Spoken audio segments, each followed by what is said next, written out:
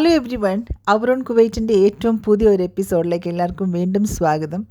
കഴിഞ്ഞ വീഡിയോയുടെ താഴെ വന്നൊരു കമൻറ്റാണ് ഇങ്ങനെയൊരു വീഡിയോ ചെയ്യാൻ പ്രേരിപ്പിക്കുന്നത്. കാരണം വളരെ വിശദമായിട്ട് ഒരാൾ കമൻറ്റ് ചെയ്തിട്ടുണ്ട്. തീർച്ചയായിട്ടും കമൻറ്റ് ചെയ്ത ആൾക്ക് ഒരുപാട് നന്ദിയുണ്ട്. നിങ്ങളുടെ ഒബ്സർവേഷനും അല്ലെങ്കിൽ കാര്യങ്ങൾക്കൊക്കെയുള്ള ഉത്തരം എന്താണ് എന്നുള്ളത് ഈ വീഡിയോ ഫുൾ കണ്ടു കഴിയുമ്പോൾ നിങ്ങൾക്ക് മനസ്സിലാകും.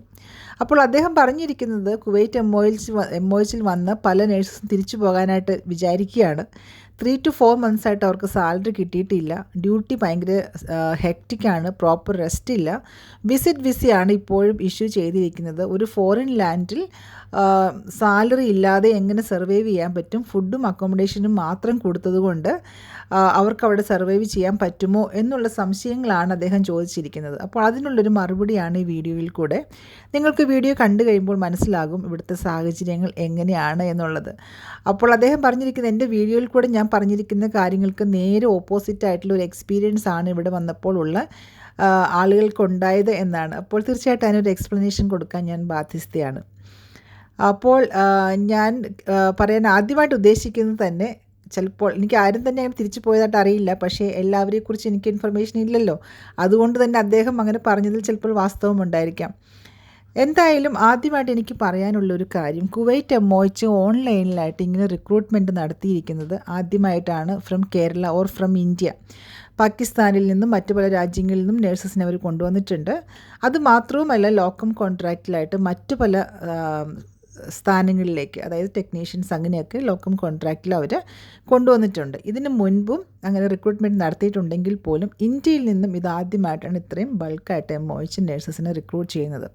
അപ്പോൾ തീർച്ചയായിട്ടും ഇത്ര ബൾക്കായിട്ട് നേഴ്സസ് ഇവിടെ വരുമ്പോൾ ഫോർമാലിറ്റീസിൻ്റെ കാര്യത്തിൽ, അല്ലെങ്കിൽ തന്നെ വർഷങ്ങൾക്ക് മുൻപ് നേഴ്സസ് വന്നുകൊണ്ടിരിക്കുന്ന സമയത്ത് പോലും ഫോർമാലിറ്റീസും പേപ്പർ വർക്കും ചെയ്യാനായിട്ട് മാസങ്ങളെടുക്കുമായിരുന്നു. ചിലപ്പോൾ 3 months, 4 months, 6 months കഴിഞ്ഞ് വരെ സാലറി കിട്ടിയ ആളുകളുണ്ടായിരുന്നു.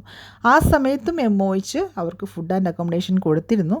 ആ സമയത്തും നേഴ്സസ് ഇങ്ങനെയുള്ള കാര്യങ്ങളൊക്കെ മാനേജ് ചെയ്തിരുന്നു. അപ്പോൾ ഇപ്പോൾ വരുമ്പോൾ അവർക്ക് അറ്റസ്റ്റേഷനും കാര്യങ്ങളൊക്കെ ചെയ്യേണ്ടതായിട്ടുണ്ട്. പ്രത്യേകിച്ച് ഒരു അറ്റസ്റ്റേഷൻ എന്ന് പറഞ്ഞാൽ ഗ്രേഡിംഗ് സർട്ടിഫിക്കറ്റിൻ്റെ അറ്റസ്റ്റേഷനാണ്. മെഡിക്കൽ കാര്യങ്ങളെല്ലാം ഇതിന് മുൻപുണ്ടായിരുന്നു. ഒരു വ്യത്യാസം എന്തായിരുന്നു എന്ന് വെച്ചാൽ, അവർ വന്നിരുന്നത് വർക്ക് വിസയിലായിരുന്നു നേരത്തെയുള്ള നേഴ്സസ്. പക്ഷേ ഇപ്പോൾ അവർ വിസിറ്റ് വിസയിലാണ് വന്നിരിക്കുന്നത്, അല്ലെങ്കിൽ എൻട്രി വിസയിലായിരിക്കും. അതിനുശേഷമുള്ള പ്രൊസീജിയർ പിന്നെയും മുൻപോട്ട് കിടക്കുകയാണ്. അപ്പോൾ അങ്ങനെയുള്ള കാര്യങ്ങൾ നോക്കുമ്പോൾ സമയം കുറച്ചും കൂടെ മുന്നോട്ട് പോകാനുള്ള ഒരു സാധ്യത വളരെ വളരെ കൂടുതലാണ്. ഒരു ഗവൺമെൻറ് കാര്യമാണ്. അപ്പോൾ നമുക്കറിയാം, നാട്ടിൽ പോലും ഒരു ഗവൺമെൻറ് കാര്യങ്ങൾ നമുക്ക് പെട്ടെന്ന് ഒരു പ്രൈവറ്റ് ഹോസ്പിറ്റലിലെ ഫോർമാലിറ്റീസ് ചെയ്യുന്നത് പോലെ പെട്ടെന്ന് ചെയ്യാൻ പറ്റുന്ന ഒരു കാര്യമല്ല. അതിൻ്റെ ഇടയ്ക്ക് എന്തെങ്കിലും ഒരു ബ്ലോക്കേജ്, നിങ്ങളുടെ പേരിൽ സ്പെല്ലിംഗ് മിസ്റ്റേക്കോ അല്ലെങ്കിൽ അങ്ങനെ എന്തെങ്കിലും ഒരു വ്യത്യാസം വന്നു കഴിഞ്ഞാൽ വീണ്ടും അവിടെ ഡിലേ ആകുന്നുണ്ട്. അപ്പോൾ അങ്ങനെ പല രീതിയിലുള്ള താമസങ്ങൾ വരാൻ സാധ്യതയാണ് ഈ പറയുന്നത്. അല്ലെങ്കിൽ തന്നെ ഇതിന് വർഷങ്ങൾക്ക് മുമ്പ് വന്ന നേഴ്സസിന് പോലും ഒരു 4 to 6 months ഒക്കെ എടുത്തതിന് ശേഷമാണ് ഫസ്റ്റ് സാലറി അവർക്ക് ഇഷ്യൂ ചെയ്ത് വന്നിരിക്കുന്നത്. കുവൈറ്റ് MOH പറഞ്ഞിട്ടുണ്ടായിരുന്നു, നിങ്ങളുടെ ഫസ്റ്റ് 3 monthsൻ്റെ സാലറി നിങ്ങളുടെ ലോക്കം കോൺട്രാക്റ്റിലിരിക്കുന്ന സാലറി തന്നെയായിരിക്കും തരുന്നതെന്ന്. തീർച്ചയായിട്ടും അങ്ങനെ തന്നെയുള്ള സാലറി തന്നെ അവർ തന്നിരിക്കും. ഒരു സിംഗിൾ പെന്നി പോലും നമ്മളുടെ ഇതില്ലാതെ തന്നെ Kuwait MOH completely payment, even after 8 months ആണോ അല്ലെങ്കിൽ 6 months ആണോ 4 months ആണോ എത്ര കഴിഞ്ഞിട്ടാണെങ്കിൽ പോലും ഇവിടെ തന്നിരിക്കുമെന്നുള്ളത് ഒരു കാര്യമാണ്. അപ്പോൾ ആ ഒരു കാര്യത്തിൽ ഒട്ടും പേടിക്കേണ്ട ആവശ്യമില്ല. പിന്നെ അദ്ദേഹത്തിൻ്റെ കൺസേൺ എങ്ങനെയാണ് ഇവിടെ സർവൈവ് ചെയ്യുന്നത് എന്നുള്ളതാണ്. അതിനുള്ള ആദ്യമായിട്ടുള്ളൊരു ആൻസർ എന്ന് പറഞ്ഞാൽ, ഇതിനു മുമ്പ് വന്ന നേഴ്സസും ഇതുപോലെ തന്നെയായിരുന്നു. ആ സമയത്തൊക്കെ കുവൈറ്റ് MOH ഒരു 100 KD എത്രയോ കൊടുക്കുന്നുണ്ടായിരുന്നു എന്നാണ് എൻ്റെ ഓർമ്മ. പക്ഷേ ഇപ്പോൾ അവർ നമ്മളാണെങ്കിലും പല വീഡിയോയിലും പറഞ്ഞിട്ടുണ്ട്, ഇവിടെ വന്നാൽ ഇത്രയൊക്കെ എക്സ്പെൻസസ് ഉണ്ട്. പല ആളുകൾക്ക് ഇവിടെ അറ്റസ്റ്റേഷൻ ചെയ്യുന്ന കാര്യങ്ങളെക്കുറിച്ചൊക്കെ അത്ര അറിയില്ലായിരുന്നു. പക്ഷേ ഇപ്പോൾ വന്ന ആളുകൾക്ക് ഉണ്ടാകുന്ന എക്സ്പെൻസിനെ കുറിച്ചൊക്കെ നമ്മൾ വീഡിയോ ചെയ്തിട്ടുണ്ട്. ഓരോ സർട്ടിഫിക്കറ്റിന് നമ്മൾ 5 KD കൊടുക്കണം. അതുപോലെ ഗ്രേഡിംഗ് സർട്ടിഫിക്കറ്റ് നമ്മൾ എംബസിയിൽ ചെയ്യണമെങ്കിൽ 10 KD കൊടുക്കണം. പിന്നെ അങ്ങോട്ടും ഇങ്ങോട്ടുള്ള ട്രാൻസ്പോർട്ടേഷൻ ചിലപ്പോൾ 3 KD ഓർ 4 KD ഒക്കെ ആകും. ചില സമയത്ത് 2 or 3 നേഴ്സസ് ഒന്നിച്ച് പോവുകയാണെങ്കിൽ നമ്മൾക്ക് ആ ഒരു ട്രാൻസ്പോർട്ടേഷൻ ഫീ നമുക്ക് ഷെയർ ചെയ്യാൻ പറ്റും. അങ്ങനെയുള്ള വ്യത്യാസങ്ങളൊക്കെയുണ്ട്. MOH ഫുഡ് കൊടുക്കുന്നുണ്ട്. ചില നേഴ്സസ് ഫുഡ് അവിടുത്തെ ആ ഹോട്ടലിൽ നിന്ന് തരുന്ന ഫുഡ് മാത്രം അവരത് ടോളറേറ്റ് ചെയ്യാറുണ്ട്. ചില ആളുകൾ സ്വന്തമായിട്ട് കുക്ക് ചെയ്യാറുണ്ട്. ചില ആളുകൾക്ക് പുറത്തേക്ക് അവരുടെ റിലേറ്റീവ്സ് ഉണ്ടെങ്കിൽ അങ്ങോട്ടും ഇങ്ങോട്ടും പോകാനായിട്ടുള്ള എക്സ്പെൻസ് വരുന്നുണ്ട്.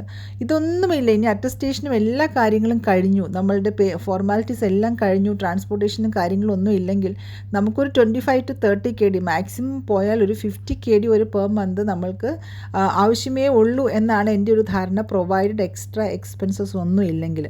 ഇങ്ങനെ തന്നെയാണ് ഇവിടെയുള്ള നേഴ്സസ് ഇതിന് മുൻപും സർവൈവ് ചെയ്തിട്ടുള്ളത്. അപ്പോൾ ഇതാണ് അതിൻ്റെ ഒരു യാഥാർത്ഥ്യമായിട്ടുള്ള ഒരു കാര്യം. പിന്നെ അദ്ദേഹം പറഞ്ഞിരിക്കുന്ന ഡ്യൂട്ടി ഭയങ്കര ഹെക്റ്റിക്കാണ്, പ്രോപ്പറായിട്ടുള്ള റെസ്റ്റും സപ്പോർട്ട് സിസ്റ്റവും ഇല്ല എന്നുള്ളതാണ്. ഡ്യൂട്ടി ഹെക്റ്റിക്കാണ് എന്ന് പറയുമ്പോൾ അത് ഡിപ്പെൻഡ്സ് ഓൺ പല ഡിപ്പാർട്ട്മെൻറ്റ്സ്, പല ഹോസ്പിറ്റൽസ്, നമ്മളുടെ പ്രീവിയസ് വർക്ക് എക്സ്പീരിയൻസ്. ഒരു പക്ഷേ വളരെ ലൈറ്റായിട്ടുള്ളൊരു സ്ഥലത്ത് നിന്നാണ് നിങ്ങൾ ജോലി ചെയ്ത് വന്നിട്ടുള്ളതെങ്കിൽ ഒരു പക്ഷേ ഇവിടെ അതൊരു ഹെക്റ്റിക്കായിട്ട് തോന്നാം. പക്ഷേ ചില ബിസി ആയിട്ടുള്ള, എന്നെപ്പോലെ ഞാൻ ഇന്ത്യയിൽ ജോലി ചെയ്ത സമയത്തെല്ലാം വളരെ വളരെ ബിസി ആയിട്ടുള്ള ഹോസ്പിറ്റൽസാണ് ജോലി ചെയ്തത്. അതുകൊണ്ട് തന്നെ ഇവിടെ വന്നപ്പോൾ എനിക്കതൊരു വലിയ ബുദ്ധിമുട്ടായിട്ട് അന്ന് തോന്നിയിട്ടില്ല. ഞാൻ ഇപ്പോൾ ഒരു ലൈറ്റായിട്ടുള്ള ഡിപ്പാർട്ട്മെൻറ്റിലാണ് ജോലി ചെയ്യുന്നത്. പക്ഷേ പല ആളുകൾക്കും അതൊരു ഹെക്റ്റിക്കായിട്ട് തോന്നാം, ചില ആളുകൾക്ക് വളരെ ലൈറ്റായിട്ട് തോന്നാം. ഡിപ്പെൻഡ്സ് ഓൺ ഓരോരോ ഹോസ്പിറ്റലിനും ഓരോരോ ഡിപ്പാർട്ട്മെൻറ്റിനും ഒക്കെ വ്യത്യാസമുണ്ട്. അപ്പോൾ അതുപോലെ റെസ്റ്റ് ചെയ്യാനായിട്ടുള്ള ടൈം, ടീ ബ്രേക്കൊക്കെ ഉണ്ട്. അത് നമ്മൾ കൺവീനിയൻ്റ് ആയിട്ടുള്ളൊരു ടൈമിൽ നമ്മൾ ടീ ബ്രേക്ക് എടുക്കണം എന്ന് മാത്രമേ നമുക്ക് പറയാൻ പറ്റുകയുള്ളൂ. അപ്പോൾ അങ്ങനെയുള്ള കാര്യങ്ങൾ നമ്മൾ ഇനീഷ്യലി വരുമ്പോൾ തീർച്ചയായിട്ടും ഒരു അഡ്ജസ്റ്റ്മെൻറ്റ് പ്രോബ്ലം, അഡാപ്റ്റേഷൻ പ്രോബ്ലം ഒക്കെ ഉണ്ടായിരിക്കും. അതിനുശേഷം കുറച്ച് നാൾ കഴിഞ്ഞ് കഴിയുമ്പോൾ അഡ്ജസ്റ്റഡ് ആവുമെന്ന് തന്നെയാണ് ഞാൻ വിചാരിക്കുന്നത്. സപ്പോർട്ട് സിസ്റ്റത്തിൻ്റെ കാര്യം, ഇപ്പോൾ ഇത്രയും ബൾക്കായിട്ടുള്ള നേഴ്സസ് വരുന്നതുകൊണ്ട് തന്നെ ഓരോ ഫോർമാലിറ്റീസ് ചെയ്യാനും ഹെൽപ്പ് ചെയ്യാനും ഒരുപാട് ആളുകൾ അങ്ങോട്ടും ഇങ്ങോട്ടും ഉണ്ട്. ഒരു സംശയം ചോദിച്ചാൽ പറഞ്ഞു കൊടുക്കാൻ ഒരുപാട് പേര് ഇവിടെ ഉണ്ട് എന്നുള്ളതാണ് ഒരു വാസ്തവം. ഒരുപക്ഷെ MOHൽ പോകാനും അല്ലെങ്കിൽ മറ്റു പല കാര്യങ്ങളും ചെയ്യാനൊക്കെ ആയിട്ട് ഒത്തിരി ആളുകൾ ഉള്ളതുകൊണ്ട് തന്നെ അവർ ഒറ്റയ്ക്കാണെന്നൊരു തോന്നൽ ഉള്ളതായിട്ട് എനിക്ക് തോന്നിയിട്ടില്ല. ഞാൻ പല ഇങ്ങനെ വന്ന ഓൺലൈൻ റിക്രൂട്ട്മെൻറ്റ് കൂടെ വന്ന പല നേഴ്സസിനെയും കണ്ടു. അപ്പോൾ അവരൊക്കെ പറയുന്ന ഒരു കാര്യം, അവർക്ക് സാലറി ഇതുവരെ കിട്ടിയിട്ടില്ല, പക്ഷേ ഫുഡും അക്കോമഡേഷനും ഉള്ളതുകൊണ്ട് തന്നെ വലിയ തെറ്റില്ലാണ്ട്, വലിയ കുഴപ്പമില്ലാണ്ട് മുന്നോട്ട് പോകുന്നു. അപ്പോൾ നമ്മൾ നാട്ടിൽ നിന്ന് വരുമ്പോൾ നിങ്ങൾ ഒരു പക്ഷേ വിചാരിക്കാം ഇതിനു മുമ്പ് 40 lakhs വരെ കൊടുത്ത് വന്നിട്ടുള്ള, അതായത് കമ്മീഷൻ, അങ്ങനെ പല കാര്യങ്ങൾ, സർവീസ് ചാർജ്, പല പ്രശ്നങ്ങളിൽ കൂടെ വന്ന് ദുബായ് ത്രൂ ഒക്കെ വന്ന ആളുകളുണ്ട് ഇവിടെ. ആ സമയത്തൊക്കെ ആണെങ്കിലും ഇതുപോലെ സാലറി ഡിലേ ആയ സമയത്തൊക്കെ സർവൈവ് ചെയ്ത ആളുകൾ ഇതേ ഒരു ജോബ് ടൈറ്റിലേക്കും ഇതേ അറ്റ്മോസ്ഫിയറിലേക്കും ഒക്കെയാണ് വന്നിട്ടുള്ളത്. അപ്പോൾ തീർച്ചയായിട്ടും നിങ്ങൾക്ക് ദൈവത്തിൻ്റെ വലിയ കൃപയാൽ ഞാൻ തീർച്ചയായിട്ടും പറയുന്നത് MOHൽ ജോലി ചെയ്യാൻ ഒരു റിക്രൂട്ട്മെൻറ്റിൽ കൂടെ സെലക്ഷൻ ആയിട്ടുണ്ടെങ്കിൽ ഒരു നല്ലൊരു ഓപ്പർച്യൂണിറ്റി തന്നെയാണ്. അപ്പോൾ കുറച്ചും കൂടെ മണി, നിങ്ങളുടെ ക്യാഷ് നിങ്ങളുടെ കയ്യിൽ കൊണ്ടുവരുന്നതാണ് നല്ലത് എന്ന് തന്നെ ഞാൻ പറയുള്ളൂ. കാരണം നമ്മളത് വിനിയോഗിക്കുന്നതനുസരിച്ചാണ് ഇവിടെ അത് ചിലവാകുന്നത്, അല്ലാതെ നമ്മളുടെ കയ്യിൽ നിന്ന് ആരും പിടിച്ചു പറിച്ച് വാങ്ങിച്ചുകൊണ്ട് പോകുന്നില്ല എന്നുള്ളത് തന്നെയാണ് ഒരു വാസ്തവം. അപ്പോൾ നിങ്ങൾ കുറച്ച് ക്യാഷ് കൂടുതൽ കയ്യിൽ കരുതുക. MOH എന്തായാലും ആരുടെയും ഒരു പണം പോലും അവർ കൊടുക്കാതിരിക്കുകയില്ല. സാലറി കംപ്ലീറ്റ്ലി നിങ്ങൾക്ക് കിട്ടും. ഇവിടെ എന്ന് നമ്മൾ വരുന്നു അന്ന് മുതലുള്ള സാലറി MOH കൊടുക്കാറുണ്ട്. അപ്പോൾ അതുകൊണ്ട് അങ്ങനെ സാലറി കിട്ടില്ല എന്നുള്ള പേടിയൊന്നും വേണ്ട. പിന്നെ സർവൈവ് ചെയ്യാനുള്ള ഒരു ക്യാഷ് നിങ്ങൾ കൊണ്ടുവരിക. ഇത്രയ്ക്ക് എക്സ്പെൻസ് ഇവിടെ ഉണ്ട് എന്നുള്ളത് പല വീഡിയോസിലും പറഞ്ഞിട്ടുണ്ട്. അപ്പോൾ അതിനു വേണ്ടി തയ്യാറായിട്ട് വരിക. എക്സ്ട്രാ എക്സ്പെൻസസ് നിങ്ങൾ പുറത്ത് പോകാനോ പുറത്തുനിന്ന് ഫുഡ് കഴിക്കാനോ അങ്ങനെയുള്ള കാര്യങ്ങളൊക്കെ ഉണ്ടെങ്കിൽ അതിനുള്ള പണം കൂടെ നിങ്ങൾ കൊണ്ടുവരിക എന്നാണ് എനിക്ക് പറയാനുള്ളത്.